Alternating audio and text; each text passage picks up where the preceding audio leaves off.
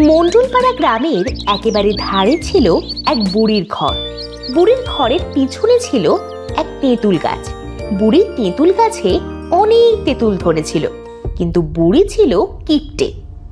প্রতি বছরের মতো এবারও গাছে কত তেঁতুল হয়েছে, এই তেঁতুল কাউকে দেব না।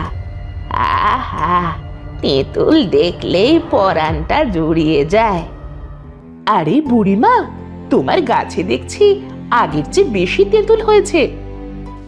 বেশি না ছাই, এবার যা তেঁতুল হয়েছে কি আর বলবো।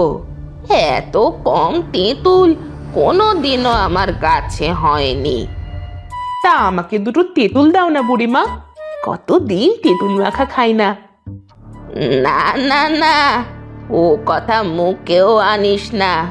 যা তেঁতুল হয়েছে এখান থেকে তোকে দিয়ে দিলে আমি কি খাবো? তোর মাথা। কিন্তু তুমি তো তেঁতুল খাও না বুড়িমা। চুপ কর, আমার তেঁতুল তোকে আমি দেব না, এটাই আমার শেষ কথা। বুড়ি ছিল অনেক কিপটে। তেঁতুল গাছে এত এত তেঁতুল থাকা সত্ত্বেও সে কাউকে একটা তেঁতুলও খেতে দিত না। নিজে তো কোনো তেঁতুল খেতও না, আবার কেউ চাইলে তাকেও দিত না। মা, ও মা, আমার জন্য তেঁতুল এনেছো? না রে মা, বুড়িটা যে কিপটে আগেই বলেছিলাম, শুধু শুধু গিয়ে অপমানিত হব। কিন্তু মা, আমার যে অনেক তেঁতুল খেতে মন চাইছে। দাঁড়া না, বাবা আসুক, তোর বাবাকে বাজার থেকে বুড়ির গাছের চেয়ে আরো মিষ্টি তেঁতুল এনে দিতে বলবো।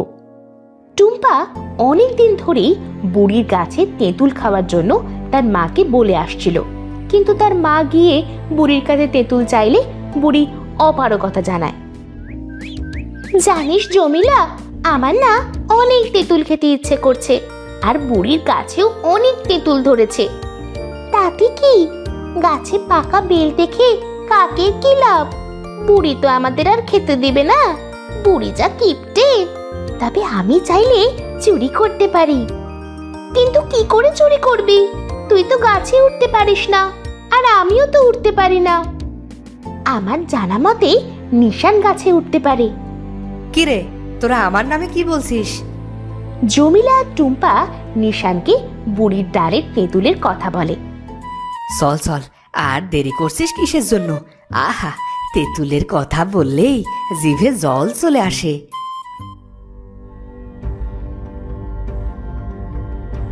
এরপরে তারা তিনজন মিলে বুড়ির তেঁতুল গাছের সামনে আসে। বুড়ির ডালে তেঁতুল ঝুলে, খাবো আজ মজা করে। ওরে বাপরে, একটা তেঁতুল গাছে এত তেঁতুল কি করে ধরে? বুড়ির ডালে তেঁতুল ঝুলে, খাবো আজ মজা করে। ছড়া পরে কাটিস। এই নিশান, তাড়াতাড়ি তেঁতুল পার। এত সুন্দর ঝলমলে তেঁতুল আমার যে আর তর্স হয়েছে না রে। এতই যখন বলছিস, তাহলে আমাকে কেন এনেছিস? তোরা একা একাই পেরে খেতি। টুম্পা, নিশান, নিজেদের মধ্যে ঝগড়া না করে তেঁতুল নিয়ে চল। বুড়িমা দেখে ফেললে আর উপায় নেই। বুড়ি তার ঘর থেকে ওদের কথা শুনে ফেলে। এই ভর দুপুর বেলা আমার তেঁতুল গাছের সামনে কে রে? কার এত বড় সাহস তেঁতুল গাছ থেকে তেঁতুল চুরি করছে? দাঁড়া দাঁড়া পাজির দল, তোদের একদিন কি আমার একদিন। বুড়িমা একটা লাঠি নিয়ে তাদের কাছে আসতে থাকে। এদিকে তারা সবাই তেঁতুল নিয়ে দৌড় দেয়।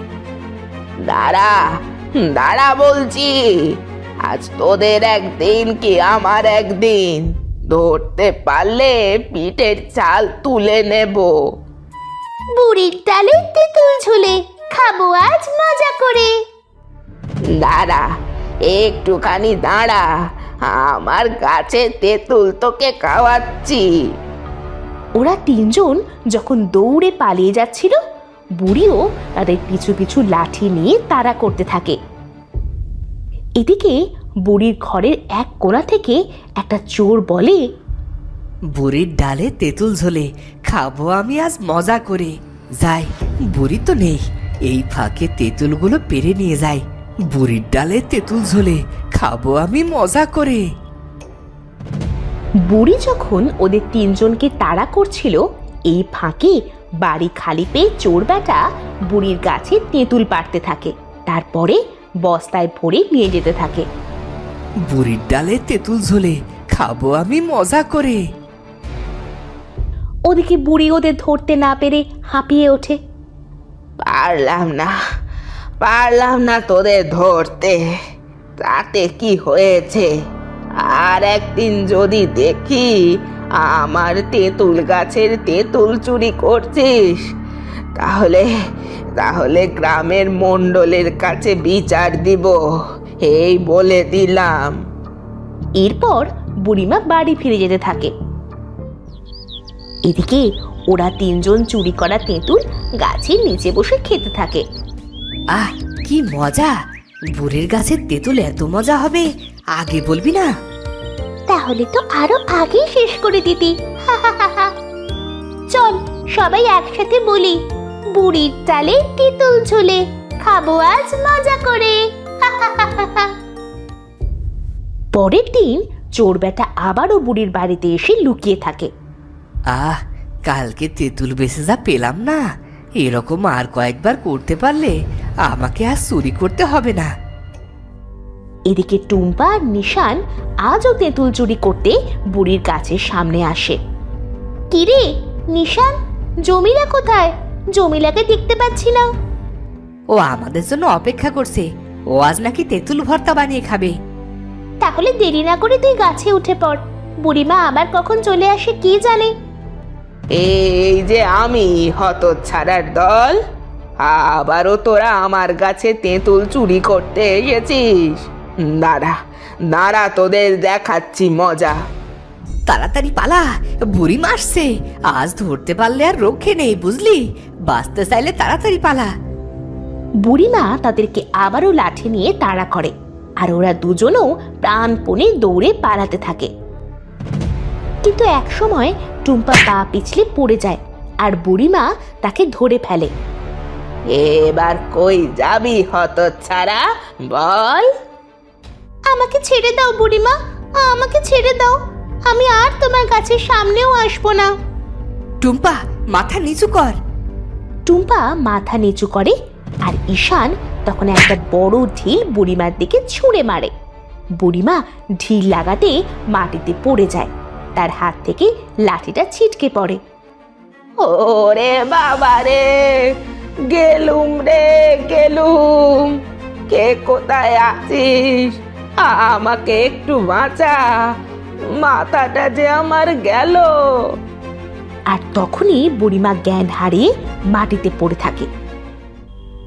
পরের দিন গ্রামের সবাই জানতে পারে বুড়িমা মারা গেছে।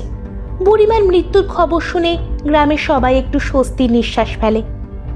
যাক বাবা, গ্রামের কিপটে বুড়িটা তাহলে শেষ পর্যন্ত মরেছে বলো। এরপরে কেটে যায় অনেক দিন, গ্রামের সবাই বুড়িমার কথা ভুলেই যায়। কিন্তু তখনই আবার নতুন করে বুড়িমার তেঁতুল গাছে তেঁতুল ধরে। এবার বুড়িমার তেঁতুল গাছে আগের থেকে কয়েক গুণ বেশি তেঁতুল ধরেছিল। এই তো বেরোছো না, ভরে গেছে তেঁতুল, খেয়ে আসি। না রে টুম্পা, এখন আর বুড়িমার তেঁতুল গাছে তেঁতুল খেতে ইচ্ছেই করে না। আহারে বেচারা বুড়িমা হঠাৎ করে কিভাবে যে মারা গেল কেউ বলতে পারে না। আরে দূর, চল না, শুনেছি এবারে তেঁতুল অনেক মিষ্টি হয়েছে। তাহলে চল, এতই করে যখন বলছিস, বুড়িমার তেঁতুলগুলো খুব মিষ্টি লাগে, যাই কয়েকটা খেয়ে আসি। এই বলে তারা দুজনে বুড়িমার তেঁতুল গাছের কাছে যায়। তারা গিয়ে দেখে বুড়িমার তেঁতুল গাছে এবার আগের চাইতে অনেক বেশি তেঁতুল হয়েছে। বুড়ির ডালে তেঁতুল ঝোলে খাবো এখন মজা করে। হ্যাঁ, খাবি তো তেঁতুল, তা পারবে কি করে? তুই এখানে দাঁড়া, আমি লাঠি নিয়ে আসছি।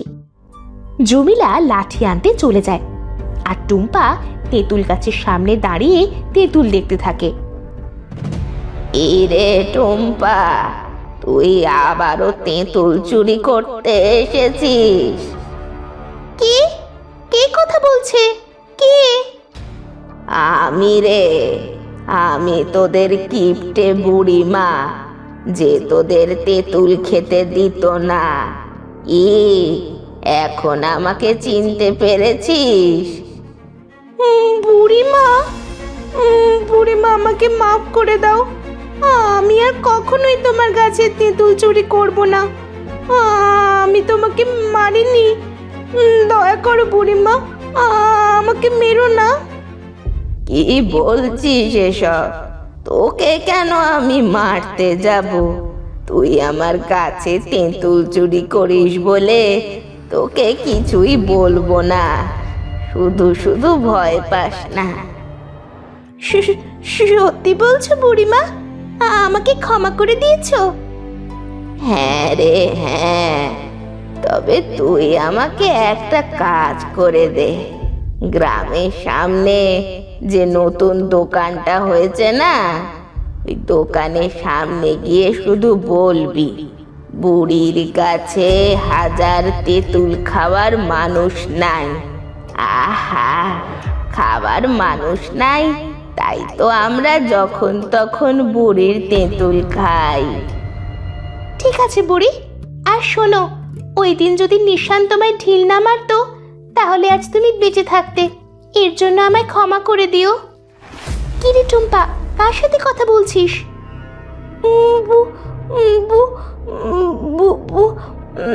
না, কই, কারোর সাথে তো কথা বলছি না। লাঠি এনেছিস? না রে, লাঠি পাইনি। চল, কাল আবার আসবো।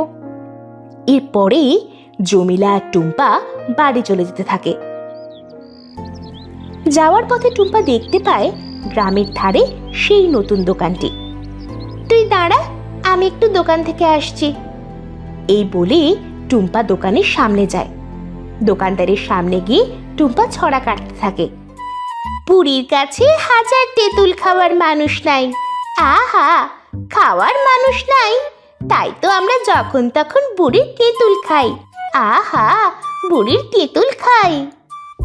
এবারও বুঝি বুড়ির গাছে তেঁতুল হয়েছে, গিয়ে তো একবার দেখতেই হয়। তবে রাতে যাব, না হলে মানুষ যে দেখে ফেলবে।